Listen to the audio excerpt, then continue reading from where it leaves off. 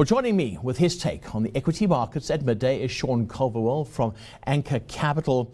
Hi, Sean. Good to chat to you once again. All right, the roller coaster ride seems to be over for now, that is. Those commodities up as well. Those miners doing really well. What are you seeing this lunchtime? Yeah, I think that initial sell-off we got when Trump made his nomination for the Fed chair signaled that initial sell-off. And clearly there was a lot of leverage in the market, because when that sell-off started, it was quite extreme. But I think now we've got a leveling off, and gold and PGM prices have stabilized at a more fundamental, rational level, driven by underlying demand drivers rather than leverage trading. Yeah. All right, looking at some of the news-making headlines today, I mean, Vodacom still as strong as ever?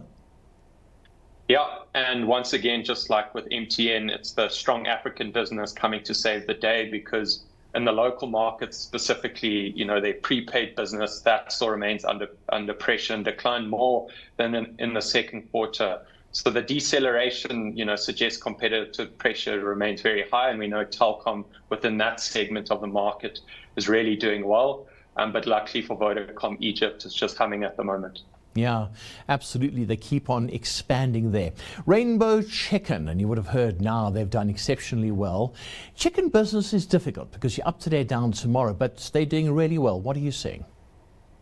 Yeah, so chicken business is highly cyclical due to the fact that they're dependent on external factors. But right now the cycle is turning very much in their favor. So we track the retail prices that the chicken providers put through, and chicken pricing is holding up very well. And I think that owes to the beef supply being so limited at the moment. But then on the cost side, two main chicken input feeds is yellow maize and soy. Those prices have just plummeted over the last couple of months because of some very strong harvest. So they've got good pricing on the revenue side and much lower costs. So you're just seeing that delta in the earnings figure.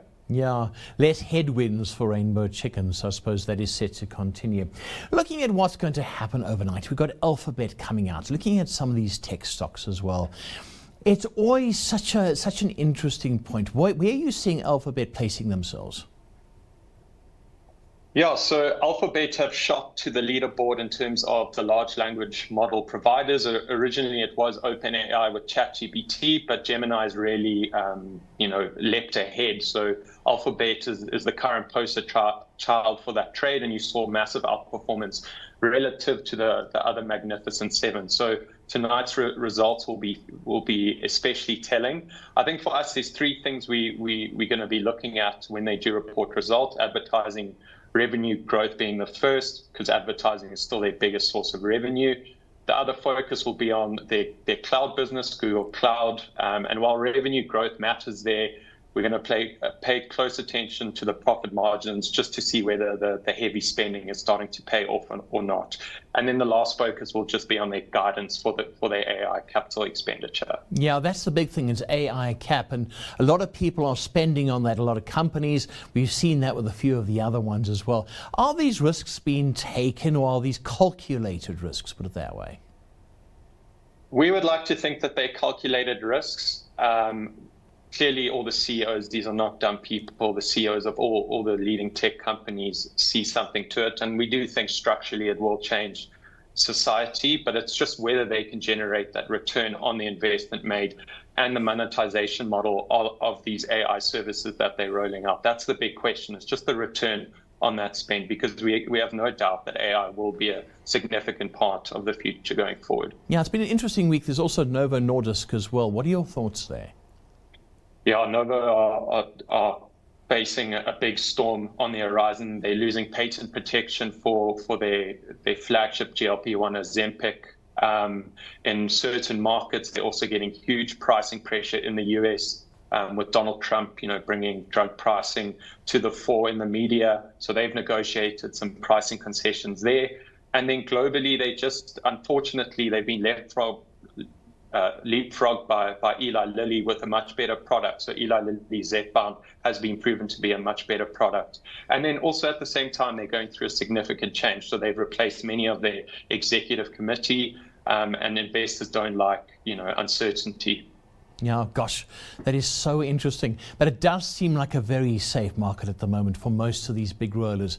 It certainly does. I see AGOA has been accepted or signed off by Donald Trump. I'm sure the markets are going to like that. I think a lot of SA traders and markets are breathing a sigh of relief because, quite honestly, I didn't see that happening. I thought he was going to give it the big cross.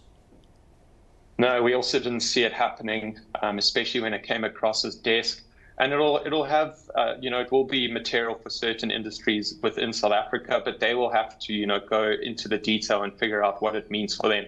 I think for all of these businesses that do make the exports to the US, they just need certainty. They need, what's the lay of the land going to be for the next 6, 12, 18 months so that they can plan their businesses accordingly. So just some certainty is very, very much needed at the moment. Yeah, no, absolutely. It really is. And just before we get to your stock pick, the Rand seems to be surviving the storm and seems to be hitting that just below 16 level at the moment. I mean, this is also welcome news. Maybe the storm is over. Maybe. Yeah, we would hope so. We think the sell-off last week obviously coincided with the commodity sell-off and some dollar strength. But now that you've seen the markets normalize, the Rand is sort of trading more in a fair value range and not that blown out range. So we think it will stay around these levels, maybe strengthen a little bit more, but maybe not as drastically as we've seen year to date, but a good recovery nonetheless. Right, Sean, time for your stock pick. Where are you seeing value at the moment? So our stock pick is Optasia, and we like Optasia because it's a rare form of JSE exposure, unlike you can find anywhere else. So it's a scaled, profitable fintech platform that's embedded directly within the telecom and mobile money ecosystems across emerging markets. So they provide both airtime credit as well as microloans. So they estimate a potential reach of about 860 million underserved mobile network members, and they're only on around 120 million current active users. And that difference sort of signals the runway for growth as they deepen their penetration within their existing footprints. Momentum into 2026 is strong, so management's guided to above 50% revenue growth for this year and above 25% for next year, and that's just driven by that deeper penetration of their microfinancing products inside the existing partner network. So Optasia provides unique exposure on the JSE. It's high earnings growth at a valuation we find quite reasonable, and they report their maiden results in about mid-March, and we see this as the next material catalyst for the share price. Gosh, that's quite interesting. Lots of growth there. Good idea, actually. Yeah. Sean, thank you very much. I appreciate you being with us on Business Lunch today. That was Sean Culverwell from Anchor Capital.